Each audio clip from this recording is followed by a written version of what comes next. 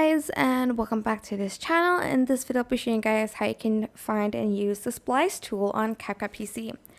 So I'm just going to select this video and I'm just going to basically select this, and to splice it you're just going to press this, which is Control K. If you can see, there's a shortcut. If you want to split and delete something on either the right side or the left side, this one's for deleting the right side and this one's for deleting the left, which is Q and W. Let's just try that out. Don't know if it's gonna work though. Okay, it does work. W and Q. So that's for that. You can also splice it using this right here. Split, and you can just start splitting it like so.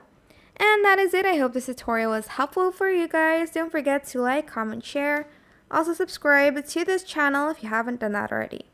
If you have any more questions, just leave it in the comment section down below. I will try my best to answer them all for you guys. And if you found this video helpful, please click the thanks button above the description box down below. Thank you so much for watching. Bye!